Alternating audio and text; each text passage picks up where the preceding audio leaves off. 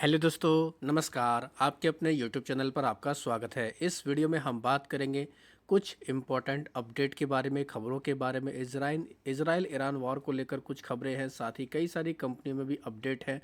भारत को लेकर भी कुछ पॉजिटिव कमेंट देखने को मिले हैं।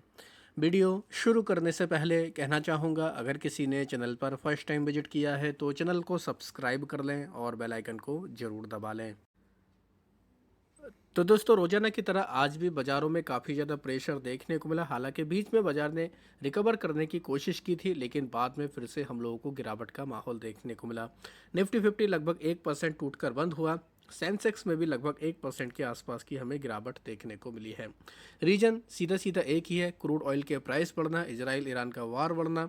इसकी वजह से हम लोग को एलपीजी गैस, इसके अलावा पीएनजी और भी सीएनजी वगैरह, बाकी जो ऑयल के प्रोडक्ट हैं, सारे हम लोगों को दोस्तों उस पर दिक्कतें देखने को मिल रही है। अब सेक्टर वाइज बाज़ार में काफ़ी गिरावट है।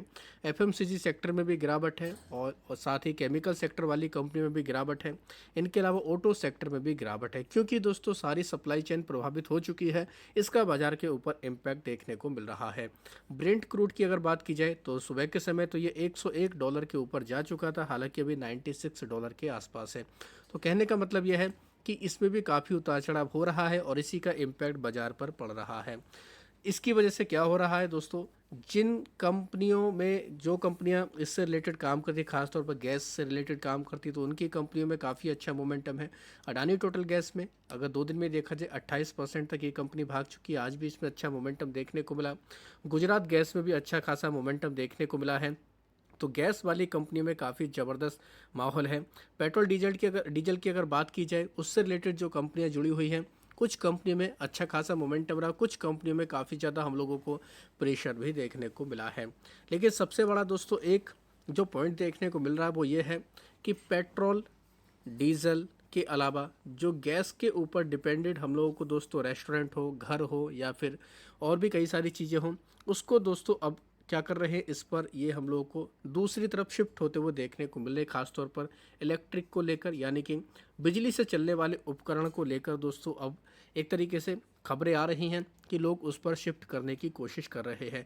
तो उससे क्या हो रहा है, उससे गर्मी के सीजन में वैसे वैसे भी गर्मी में हम लोग को पावर की डिमांड बढ़ते हुए देखने को मिलती है। अब ये जो चीज़ें हो रही हैं, इससे पावर की डिमांड काफ़ी बढ़ने वाली है और इसी खुशी में आज के दिन हम लोग को पावर से जुड़ी हुई कंपनियां, कोल से जुड़ी हुई कंपनियां, सभी में काफ़ी अच्छा मोमेंटम देखने को मिला। खबर तो ये भी है कि कई सारे रेस्टोरेंट में अब कोल से दोस्तों बिजनेस किया जा रहा है, यानी कि गैस की सप्लाई कट हो गई तो वहाँ यानी कि कोयले से खाना पीना बनाया जा रहा है। साथ ही और भी कई सारी होटल में ये भी किया गया कि इंडक्शन हो, माइक्रोवेव हो, उसके ज़रिए भी कार्य किया जा रहा है। तो कहने का मतलब यह है कि पावर वाली कंपनियों की काफ़ी ज़्यादा डिमांड देखने को मिल रही है। पावर के साथ साथ green energy, clean energy, solar energy, renewable energy, सभी सेगमेंट में काफ़ी अच्छा मोमेंटम है। तो इसी रीजन की वजह से आज के दिन एनटीपीसी ग्रीन एनर्जी लगभग 14% भागा, सोलेक्स एनर्जी 13% भागा, केपीआई ग्रीन एनर्जी में 11% के आसपास की तेजी रही। हालांकि इसमें तेजी काफ़ी ज़्यादा थी, 17-18% ये भागा था, बाद में ऊपरी लेवल से नीचे आया। सात्विक ग्रीन एनर्जी में 8% तक की तेजी देखने को मिली। इनके अलावा और भी कई सारी कंपनियां जैसे सर्वोटेक रिन्यूएबल पावर, इसमें 5% की तेजी रही। एक्मे सोलर होल्डिंग में 4% की तेजी रही। सुजलोन एनर्जी, विक्रम सोलर, इरेडा, इनमें भी हम लोग को 2 से 4% तक की तेजी देखने को मिली। इनके अलावा अडानी पावर, टाटा पावर, कोल इंडिया, एनटीपीसी, भेल, सभी कंपनियों में काफ़ी अच्छा मोमेंटम देखने को मिला। केवल और केवल एक बड़ा रीज़न यही है कि पावर पर शिफ्ट होते हुए अब लोग देखने को मिल रहे हैं गैस कट होने के बाद। तो इस वजह से इन कंपनियों में काफ़ी अच्छा मोमेंटम देखने को मिला है। तो यही एक वजह रही है जिसकी वजह से आज के दिन पावर से जुड़ी हुई कंपनियों में काफ़ी अच्छा हमें मोमेंटम देखने को मिला। हालांकि इसी बीच एक अच्छी खबर ये भी देखने को मिल रही है कि सोर्सेज के मुताबिक खबर है कि ईरान ने परमिशन दे दी है भारत के जो टैंकर हैं जो हॉर्मुज की तरफ से पास किए जा रहे हैं। तो यानी कि हॉर्मुज, स्ट्रेट ऑफ हॉर्मुज से भारत के टैंकर को निकालने की ईरान ने दोस्तों छूट दे दी है। तो ये कहीं ना कहीं कह सकते हैं एक पॉजिटिव खबर के रूप में सामने आ रही है। साथ ही बात करेंगे दोस्तों ईरान, यूएस और इजराइल का जो मामला देखने को मिल रहा है। कई सारे हम लोग को दोस्तों धमाके की आवाज़ देखने को मिले। तेहरान में 600 से ज़्यादा लोग लेबनान में मारे जा चुके हैं। तो ये भी एक हम लोग को काफ़ी बड़ा डेवलपमेंट देखने को मिल रहा है। साथ ही इजराइल की तरफ से एक खबर ये भी देखने को मिल रही है कि उन्होंने ईरान के ऊपर एक हमला किया है जहाँ पर न्यूक्लियर सेटअप हमें देखने को मिल रहा था। तो कहने का मतलब ये है कि अभी हम लोग को सिचुएशन काफ़ी ज़्यादा ख़राब देखने को मिल रही है।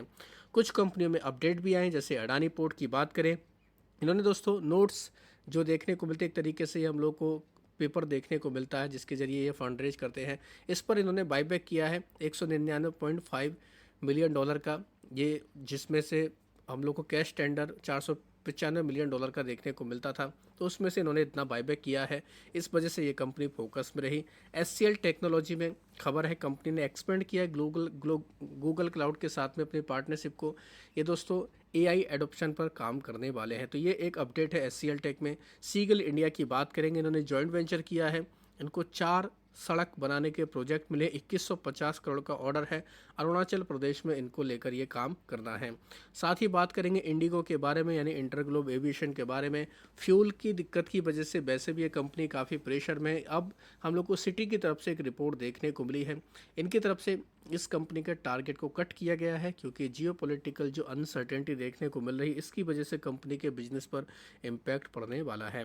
एनवायरो इंफ्रा इंजीनियर में अच्छा खासा मोमेंटम रहा। कल तो जल जीवन मिशन की वजह से जो खबर आई थी उसकी वजह से काफ़ी अच्छा मोमेंटम था। आज के दिन 411 करोड़ का इस कंपनी को ईपीसी का ऑर्डर मिला है, इस वजह से ये कंपनी काफ़ी पॉजिटिव देखने को मिली।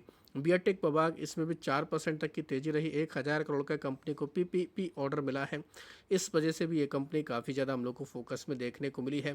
तो इसके ऊपर भी चाहें तो आप नज़र रख सकते हैं। बात करेंगे केईसी इंटरनेशनल के बारे में, इसमें भी 3 से 4% तक की तेज़ी देखने को मिली। कंपनी को 1476 करोड़ का ऑर्डर मिला था। इस ऑर्डर मिलने के बाद इस कंपनी में थोड़ा बहुत पॉजिटिव मोमेंटम रहा, हालांकि बाद में इसमें प्रेशर देखने को मिला था। इसके अलावा बात करेंगे दोस्तों, इंडिया का महंगाई दर का आंकड़ा आ चुका है फरवरी का। सरकार की तरफ से ये आंकड़े अभी जारी किए गए हैं। इंडिया का रिटेल इन्फ्लेशन देखा जाए बढ़कर 3.2% पर ये आ चुकी है फरवरी मंथ में। अगर पिछले साल अगर देखा जाए, जो हम लोग को रिवाइज डेटा देखने को मिला था, उसमें 2.74% के आसपास था, यानी कि अब इन्फ्लेशन हमें 2.74% से बढ़कर 3.2% पे देखने को मिल रहा है। तो लगभग कह सकते हैं 2.74% से बढ़कर जो 3.2% इन्फ्लेशन आया है। अब ये जो हम लोग को क्रूड की दिक्कतें देखने को मिल रही है, यानी कि मार्च में हम लोग को ये थोड़ा और भी इंक्रीज होते हुए देखने को मिल सकता है।